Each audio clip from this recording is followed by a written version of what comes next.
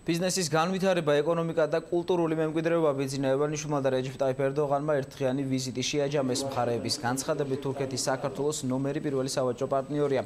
ერთობლივ პრესკონფერენციაზე თურქეთის პრემიერ-მინისტრმა საქართველოს ტერიტორიული მთლიანობისადმი მხარდაჭერა დააფიქსირა. ბიზნესმენის განცხადებით შეთანხმება თითქმის ყველა მნიშვნელოვან საკითხზე შედგა.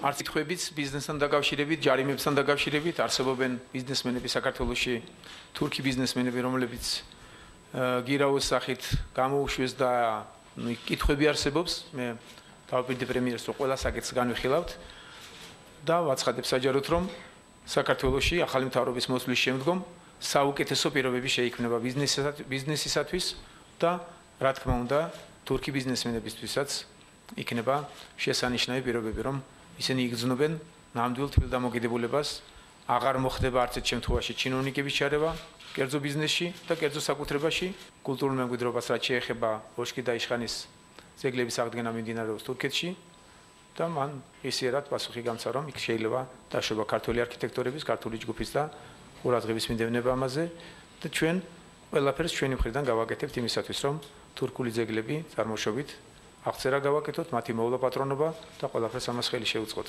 Sayın Başbakan, ჩვენ განვიხილეთ ყველა ის მნიშვნელოვანი საკითხი, რაც ორ ქვეყანას შორისაა. ეს არის ბიძინა ივანიშვილისა და მისი მთავრობის პირველი ვიზიტი თურქეთში. ჩვენ დიდ მნიშვნელობას ვანიჭებთ საქართველოს წისვლასა და განვითარებას. საქართველოს ეკონომიკაში თურქულ დაბანდებებს დიდი ადგილი უჭირავს. თურქი ბიზნესმენები სხვადასხვა სფეროში საქმიანობენ. 2011 წელს ბათუმში ხელი მოეწარა ორი ქვეყნის მოქალაქეების მხოლოდ პირადობის მოწმობით მიმოსვლას. ამან ქვეყნებს შორის ურთიერთობა გაამყარა, თუმცა ეს არ არის საკმარისი. ორ ქვეყანას შორის ვიმედოვნებთ, რომ ურთიერთობა უფრო მჭიდრო გახდება. სურვილი გვაქვს ჩვენი ურთიერთობა იყოს მაგალითი სხვა ქვეყნებისთვის. ჩვენ ვისაუბრეთ ეკონომიკაზე, პოლიტიკაზე, კულტურულ მემკვიდრეობასა და 70-იან წლებში თურქების უსამართლო რეპატრიაციაზე. ბედნიერი ვარ, რომ ყველა ამ საკითხს ბიძინა ივანიშვილი დადებითად უყურებს.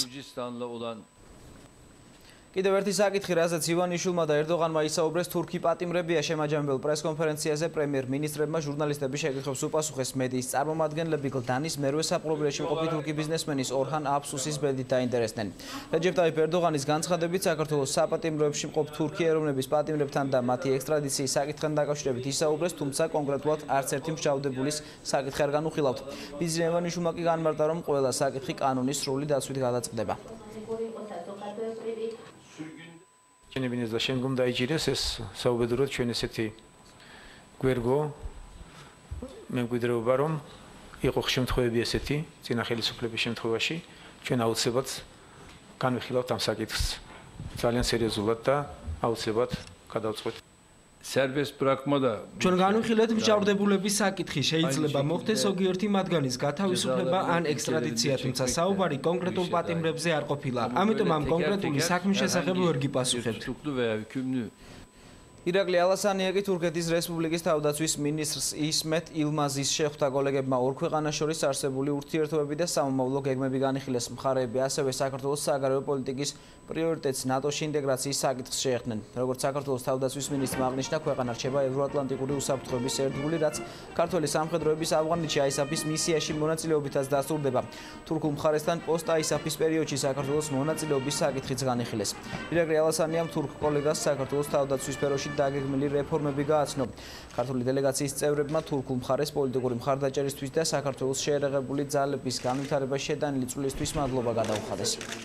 ჩვენს საერთო მისწრაფებაზე, რომ დავასრულოთ შედეგიანად ავღანეთში ჩვენი საერთო მისია და ასევე ვისაუბრეთ ნატოში ზოგადად საქართველოს გაწევრიანების დიდ მხარდაჭერაზე, რომელიც აქვს თურქეთს.